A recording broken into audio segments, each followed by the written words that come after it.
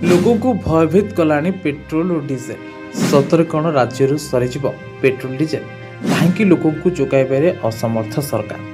जलुची तेल निया नाके दम ओडिशावासी साधारण जनता पकेट उपरे पुणी थे माड़ होती शक्त प्रहार दीर्घ दिन विरति पर पुणी थे आकाश छुई पेट्रोल और डीजेल दर केंद्र सरकार पक्षर सारा देश में लिटर पिछा प्राय 3 टंका लेखाएं दर वृद्धि कर यार प्रभाव सांघातिक भाव देखा मिली। राजधानी भुवनेश्वर में पेट्रोल दर 104 टंका पार करता बेले कटक अन्य जिले में यह आहरी अधिक होइछि।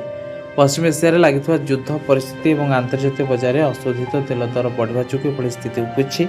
सेबटे तेल अभाव आशंका पेट्रोल पंप गुड़िक लंबा लाइन देखा मिलुवा बेले राज्य सरकार कहते ओडिशा रे तेलर कौन अभाव ना व्यस्त होवार आवश्यकता ना साधारण लोकों गाड़ी रे ब्रेक हेले तेल दर रे लागुनी ब्रेक दीर्घ मासर निरवता पर पुणी थे उग्र रूप नहीं पेट्रोल और डीजेल दर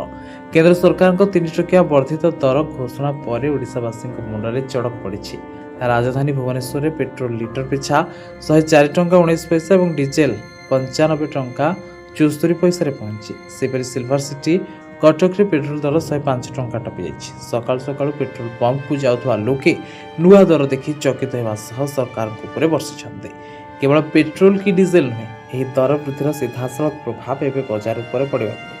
परिवहन खर्च बढ़ा जो नित्य व्यवहार्य सामग्री दाम आकाश छुआ आरंभ कर पश्चिम एशिया संकट और अमेरिका इज्राएल ईरान मध्य टेंशन जो आंतर्जातीय बजार में ब्रेंट क्रूड दर बैरेल पिछा $100 ऊपर रही स्थिति को देखि प्रधानमंत्री नरेंद्र मोदी देशवासी को इंधन संरक्षण पर अपील करपरिक ओडिशा रे मुख्यमंत्री मोहन चरण माझी निज कारकेट बा सुरक्षा गाड़ी संख्या को अधा कर सारा देश को संरक्षण वार्ता देते किंतु सबु भितर साधारण लोकों आशंका कमिबार ना नेउना सेपटे जोगाण मंत्री कहते ओडिशा रे पेट्रोल डीजेल किंबा गैस कौन अभाव ना आम पाखे पर्याप्त स्टॉक अच्छी पारादीप रिफाइनारी अच्छी। प्रधानमंत्री कथा को लोके भूल बुझे पैनिक हो पंप रे भिड़ कर आदौ व्यस्त हूँ ना राज्य स्थिति संपूर्ण नियंत्रण अच्छी। तेज देखा बाकी रहा सरकार तेल संरक्षण अपील और आंतर्जातीय बजार में टेंशन भितर साधारण ओडिशावासी को केबे मिलुछि आश्वस्ति।